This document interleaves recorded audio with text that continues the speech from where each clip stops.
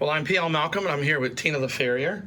And today we are going to be interviewing Fred Schiff, president and owner of All County Music here in Tamarack, Florida. Fred, like to thank you for coming in or actually letting us come to you, I should say, to your beautiful, amazing music store. And I would just like to say thank you for all the contributions right here at the beginning of all the things that you have helped the band directors, not only in the trenches that are in the band rooms day in and day out, but also us at the state level. I appreciate all the things that you do. So let's go ahead and begin. So Fred, you started here in South Florida, and you went to Piper High School. So can you tell me a little bit about your experience and your motivation in music? I sure will. We moved down to Florida from New York, and we moved to Sunrise in 1973, where I found a home in the Piper High School band room, and my band director was Mr. Bentley Schellahammer.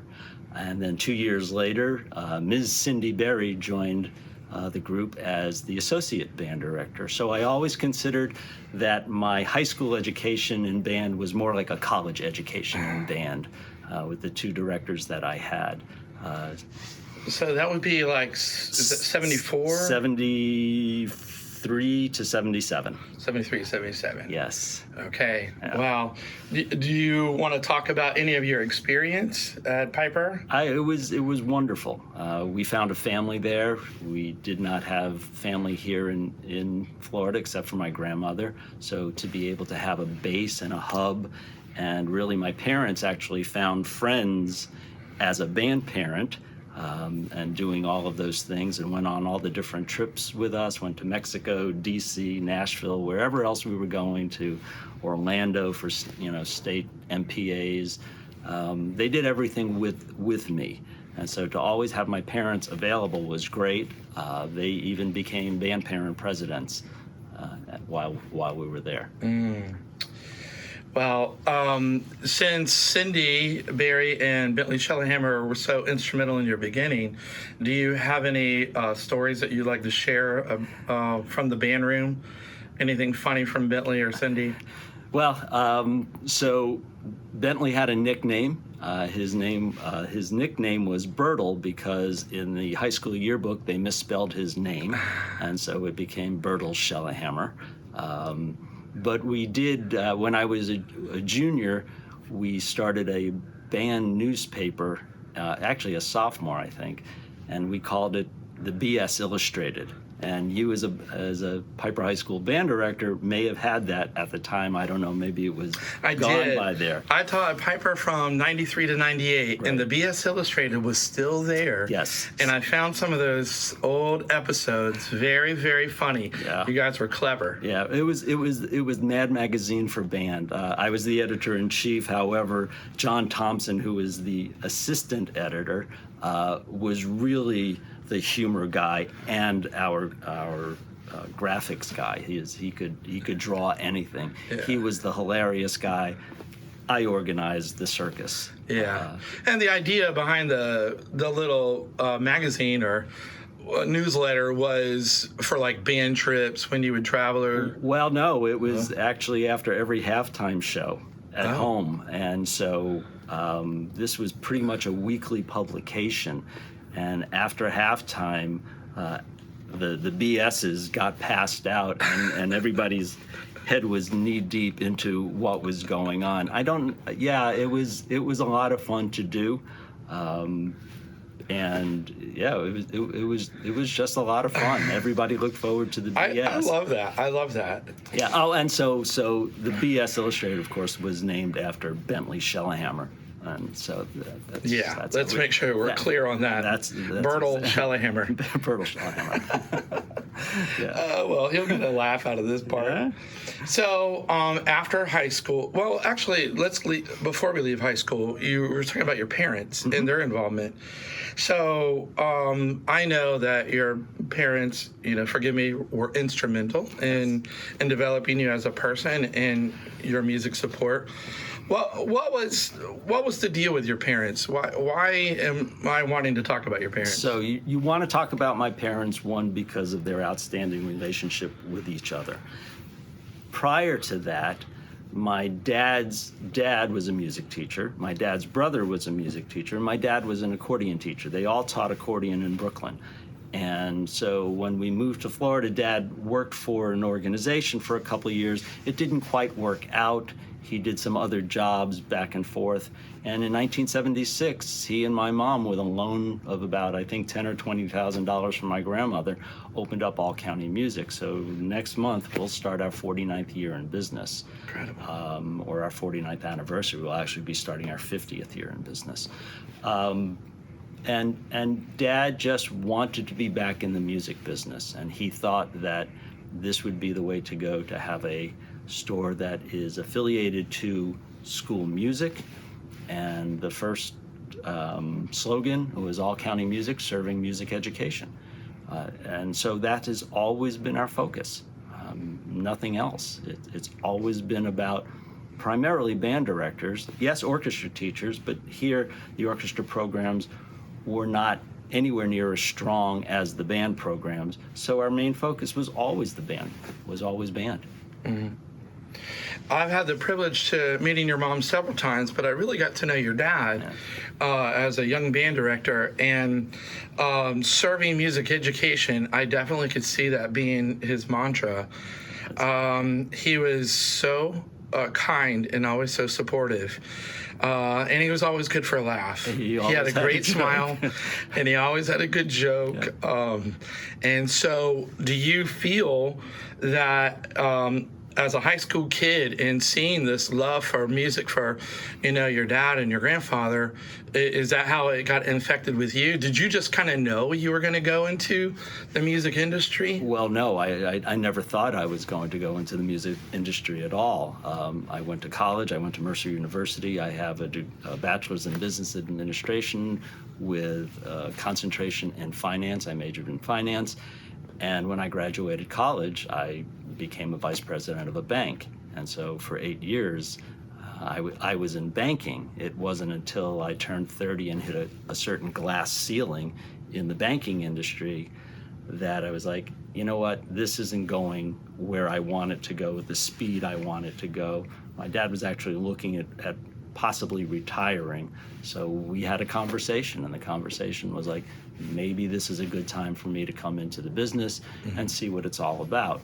And that was it. PL, I swore I was never going to, quote, count reeds for a living. Mm-hmm. Yeah, be careful what you say out loud. Yeah, it'll come back to bite you. Yeah, but you do a little more than just sell reeds, really. Yeah, we do. That's So, all right, I'm glad you shared that story. And then, was it a natural fit when you came back with your business degrees and experience at the bank? Did you come right in and say, Dad, we got to restructure things? So my dad understood people really, really well. He was great with people, and the things he was doing with the business were all people driven. What my dad lacked was some other real world experience on how to take care of finances better.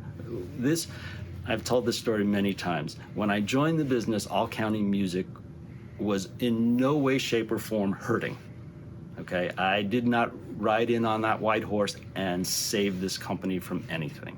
Okay, there was a wonderful foundation. What it needed was better guidance and tweaking on the financial end, on how to do some other systems differently. But not for a minute was All County Music in any sort of trouble. Mm-hmm. It was just that, my dad was 60 years old, I was 30 years old, and my eyes were open to different things than his were. Mm-hmm. So it was with that look to the future, or actually really more at the present of what we were doing and how we can enhance those things that we are already doing, that helped us build this business to where it is, and we continue to grow that way. Well, I think throughout the state of Florida, especially if you're here in South Florida, everybody knows All County Music. And I would like to know a little bit, why is that the case? Why does that resonate with us? And why is that meaningful to you? It's meaningful because anybody who says business isn't personal, when you hear that phrase, oh, it's only business, don't take it so personally. We take our business very personally because we're going into a band room. When I first met you, you were a brand new band director at Piper High School.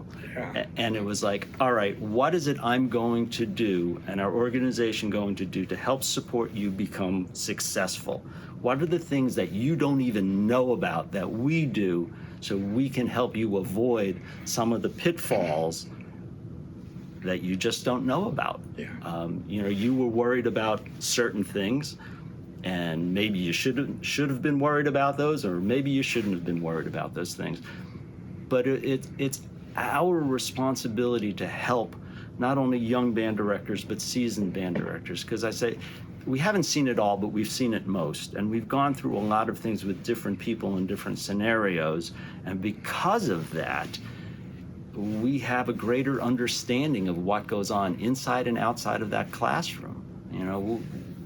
When an all-county road rep comes to visit, there's about this much business being done and this much psychology being done. We're talking about the program when we're probably not talking about specific sales. And if we are, it's usually because the band director says this is what I need. More so than, hey, you need to have this. Yeah, we do that too. But the conversation is always about what your program is doing, what does it need, and how we can help you. Because we look at it as a three-pronged approach. We can help you with a service. We can help you with a product. We can help you with just talking to you with our experience. So between those three things, we feel that we're going to be a great resource. Mm-hmm. And when you walk into our store, you see the products. The support of a band director is immense because we carry the things that a band director wants. Well, and I'll just say for this video, when I started, the way you introduced yourself to me was, hi, I am Fred Schiff. I have All County Music, and I'm here to help you. What is it I can do? I'm an alumni of Piper. Yeah. I want to take care of you. It wasn't any kind of business transaction that you were looking at. Mm. And for me, I hope that young band directors are listening to this conversation. I hope they're listening to this conversation and understanding that it's really important that we are doing business with our local music dealers to develop not just, what's a cheaper product, cheaper price, but we're developing a group of people that are experienced, just like you said. It's an outreach. And one of your reps, Chris, I became very, very close to. And Chris would come in and I would ask him his opinion on how do you think the band is doing? What's your opinion? I would even come off the podium and let Chris on the podium so I could listen to the band because I knew he was a band kid. He had that experience. He had passion. And even 1 year, this is crazy, Fred, I even let him pick a song and conduct it on our concert. Yeah. That's way more than just a road rep. Yeah, it is. No one in our company has a title on their card. If you get their card, you get their name and you get their email address and their phone number. It's my thought that who's ever behind the counter, who's ever talking, you should be able to help you. And if not, let's just get that person. It really doesn't matter what their title is. It's that if their name is on that card, we're going to help you. That's all this is. And so title, I got titled out in the bank, okay? And so everybody had titles. I had many, many titles. And I thought, can I just do the business? I can do the business without all of these titles. I don't need to know that I'm this or I'm that. You just need to know that I'm Fred, I'll take care of you, and if I can't, I'll bring somebody else in, who can. Yeah. And that's the way we view it here. Fred, this is my love language. You are resonating with me so much.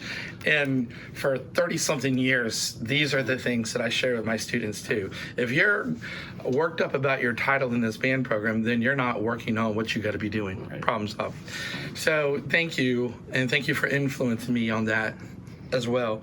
So, okay, so you become, involved in the business. Things are going great. Next thing I know, as I see as a band director, I see you involved in not just FBA activities. I would see you at our MPAs and, hey, who needs this, that, and the other? You're always there. Again, it's about customer service. It's about, you're not even worried about if you're just giving away a free read. This kid has a read, So my point is, you now kind of expand out from band into our state FMEA. Mm-hmm. So what was that transition like for you to think at that stage? It was eye-opening to me. I got asked years ago to be on the FMEA board and to be in charge of what was at the time, what was it called? I don't even know what it was called, but I had it renamed later. And it was unclear what my role was. And so I sat and I listened. And what I found out was that I was sitting amongst a group of very passionate music educators who lacked the business guidance to run an organization. Yeah. There were a couple of people that understood, but the vast majority did not. You didn't go to school for finance. You went to school for music. And so I didn't expect anybody to know these things. So when the financial statements would come out, what I saw was a lack of understanding. And so I saw that as one of the things that I could help with from the get-go. It was like, I can help you understand these numbers. They should not be intimidating to you because, as I always say, numbers are unemotional. They have no feelings. They just are what they are. And sometimes the numbers reflect something really good is happening. Sometimes the numbers reflect something that's not so good that's happening. But they're numbers, and you accept them at face value because that's what they are. Right. So that was the first thing. It's like, all right, how do I help this organization with some of the number things? And then I started helping them devise things to make sure that partnerships were more important, and that there were resources out in the world with different companies that were really willing to help the organization because it was also good for their business. So, we're looking for these relationships that make sense, that bind us all together. And so I started using those contacts, and not just in the band world, but across the spectrum of FMEA membership, and started bringing those together and started partnerships and doing more things within the organization. I guess they still like what I do because I am now serving with my 10th president. So it's been a minute. It's been a minute, and we're very grateful. Well, you're kind of like the perfect storm. You understand the emotion. Mm-hmm. I'm a band kid. You're a band kid. I'm a band You grew up in a music family. Right. Yep. So you understand the out-of-box thinking, but because of, your degrees and your experience early on, you understand the in-the-box thinking. Yep. And you're so right. You're so right that we as music educators, we're so concerned about the person, the curriculum, the quality of literature that we're playing and all that. You should be. As we should be. That's exactly right. And I think that the schools in the state of Florida are amazing. We have such great universities. Yeah. But one thing that we also have to deal with in reality is we have to deal with bookkeepers, school bookkeepers who don't think that way. They're not emotional, or band parents who maybe just this is a side job and they kind of guard the finances. So any helpful thoughts here as I guess we could go down the road of you working through the Stoneman Douglas band parents a little bit. I would love to hear some thoughts about what can band directors do to help themselves run either band organizations or even maybe help themselves to have better communication with their school bookkeeper. Yeah, those are very important points, both the band parent organizations and working with the bookkeeper, making sure the finances are right. A bookkeeper wants to know that if you've been given a few $1,000s to spend through the school year or however it works, that when you get an invoice, whether it's from a company like All County Music or you bought new uniforms or whatever it is that you're purchasing, that the bookkeeper gets those invoices in a timely manner so they can pay them, and you're not hoarding them on your desk and then just waiting. You don't have a brown bag in the bottom of the desk. Right, because whoever is providing that service has employees and has expenses, and they need to get those payments so they can continue to do their good work on behalf of them. So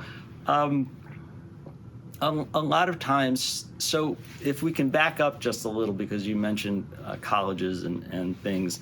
So I do a seminar called They Don't Teach This in College. And the first time I did it was at Florida State University. And I went in and I talked to the music ed majors about what it is to have a job and who it is that you're going to need to interact with, and how it is important to have your finances, in a row, to make sure that your band parent associations are doing the things that they should be doing and aren't a distraction, but that are something helpful to help the band.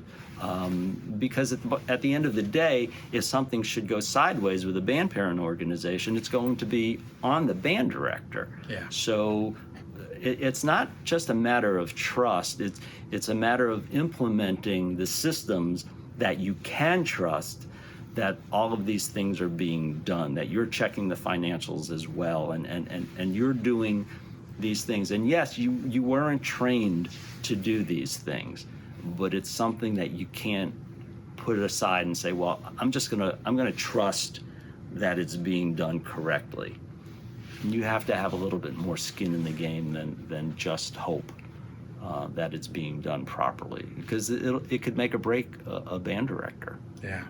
Well, thank you for saying that and mentioning the college class. Yeah. It's fun. We go over a lot of things these days, things that never started. We talk about social media, and we talk about the influence. We talk about, students in an office and all of these things that aren't in a pedagogy book. And things that they need to be aware of, who's important in a school and how to deal with these things. We talk about recruiting and retention, because kids are just not assigned to a band class. I know. And I love all of this because, again, this perspective that you have. But the other thing that makes you the perfect storm is how many different schools that you can go in and visit. And you see, the master teacher that's laid it all out and it's just, running smoothly. And then you see our poor young students that are just trying to figure out how to survive the day. Right. And so I know all the things that you're saying is true because you see them from so many different perspectives. Right. So let's go to the booster side. Okay. So your son joined band, and how was that as a parent? How did you feel? It was great. I mean, there I was in the same position that my parents were, and you're going to football games and you're chaperoning trips, and you get to be that fly on the wall, and you get to be involved with your child who is now growing up and isn't a child anymore, and they don't mind that mom and dad are still around. And I think parents need to be there and be encouraged to be there to share these things with their students, because most kids in the school are not inviting their parents, and they don't want their parents to know what they're doing. And here we are involved, and after games or competitions or whatever, you're going out to get wings or pizza, and the parents are on one side of the restaurant, the kids are on the other side of the restaurant, and it's great. And the parent gets to pay for the bill. So well, that's okay too. Because they love that too. Well, I say this: a band parent came up to me when we were at Douglas, and I was the band parent president, and he says to me, this band thing is really expensive. I said, okay, I know why you think that. I said, but your children are truly going to spend your money in a way that either you like or you don't like.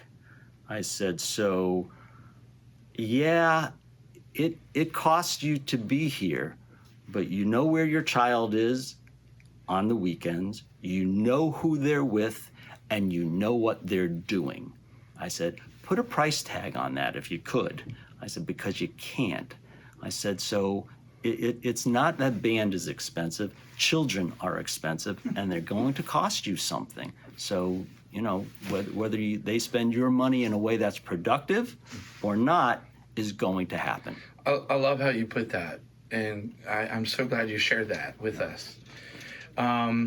We're about 10 minutes away to wrapping up, so okay. I want to move towards, I know, it's always, but I want to move a little bit towards, Fred, some things that the two topics I'm thinking of is what is it you would like to share to directors through your experience?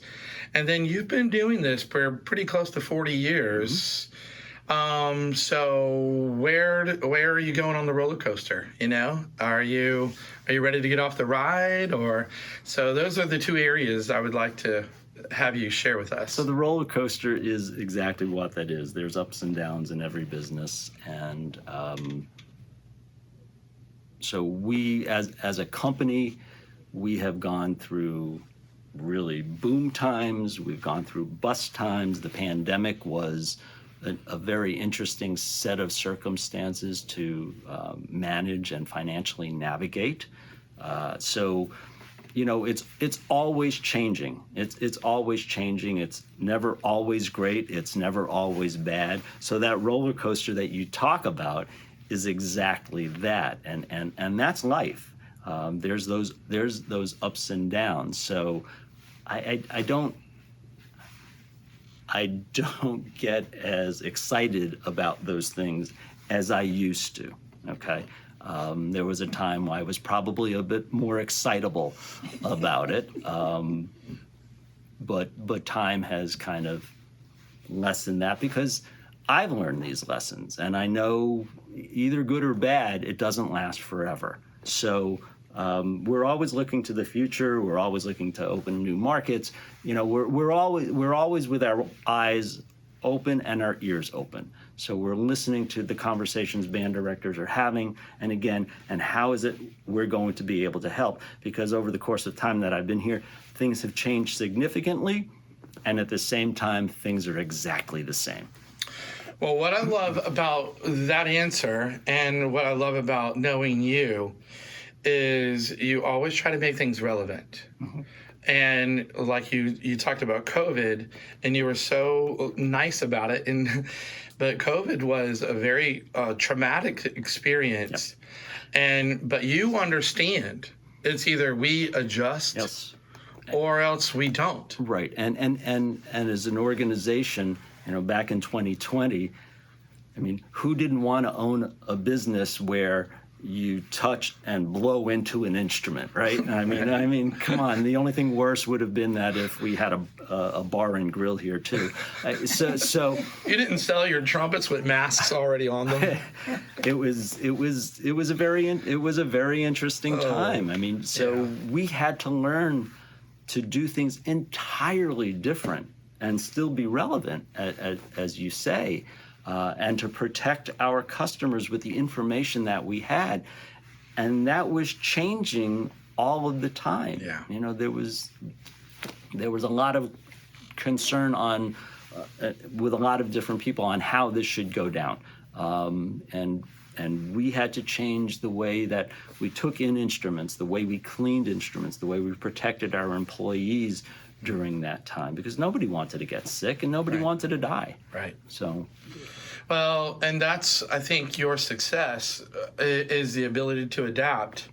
And I also think your success is the genuine, and it's very authentic. Anybody who knows you, they know that you are sincere, that you want to be there to help them in whatever capacity. You know, it's not about running a business. It's about us making better people through music. Mm-hmm. And I have a place that I can help you do that. Yep. You know, yeah. And that's what we want to do. The understanding is, yes, we have to make a profit in order to stay in business. And by making a profit, we're able to share those profits in ways that are outreach programs, that we have the ability to do all of those things, because if you don't have it, you can't do it. Yeah. So, you know, we maintain that if we take care of our customers, those numbers will be there. If we're having the right conversations and we're listening, then our client base is going to say, yes, we want to continue to do business with you because you care about our program and you have the people and the things that will help me be successful. And if we do that, then we can have a successful business. But if you're not successful as a band director, we have no chance. We have no chance, and we have no magic words, you know. So it is incumbent upon us to be there for our customers, to make sure that we're doing things that help the entire state, that are going to help students who are in college make better decisions about becoming teachers, and helping not only young teachers but experienced teachers see things in different lights, and to be invited into band rooms to do clinics is an honor, that someone would say, hey, can you come in and work my jazz band, or can you come in and talk to my kids about whatever it is they want me to talk about, or leadership. You know, we possess as a company tremendous resources, and we have different people who can do different things and be good for music education. Yeah. At the end of the day, it's all county music, serving music education. It is that. Yeah. Well, congratulations. This is actually, I didn't say the date at the beginning, July 23rd, 2025. And 2025 is a significant year for you, Fred, because you're being inducted into our Role of Distinction. Yeah. And so I think it's totally deserving, and I'm so excited because I play in that Southern Winds band, so I get to play for you on this concert. So I'm very, very proud. I am beyond ecstatic and humbled. When I found out about this, the jaw hit the floor, and there are not many times in my life where you'll find me speechless. And this was truly one of them. And me and Jody and my kids are looking forward to this concert because we're going to be surrounded by the people who made all of this possible. From friends that people that I've been friends with since I was 14 years old, my teachers, to be part of a group that includes both my high school band directors, who are legends. It kind of blows my mind. It's like, really, you're putting me in with these folks? I continue to just kind of shake my head and go, wow, this is unbelievable. And I am very happy about this.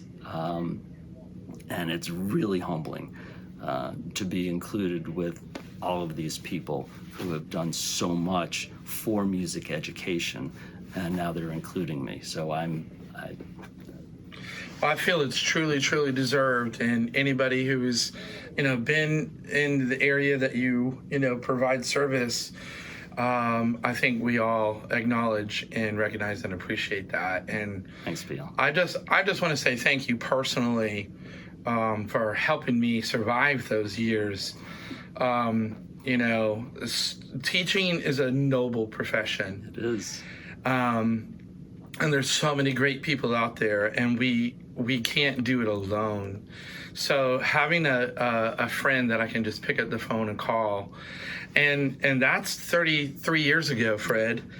But 33 years later, I also know that I can still pick up the phone and call you. Yep. And what I value as as an older teacher now You're not is that old. no, I just feel old. I appreciate the reliability. I appreciate your presence. I appreciate your positive nature. And that is something that is contagious to other directors, but it's also supporting. And I just, again, just want to say on behalf of FBA, thank you so much. And Tina is here with me, and I know she's enjoyed it. We're doing our little hand clap. And we're going to now shut the video off and walk around your beautiful store and play some flutes and trumpets and have a great time. Thank you, PL. Thank you, Tina. It's been a privilege. It is a privilege. Well, we'll see you in November. November it is.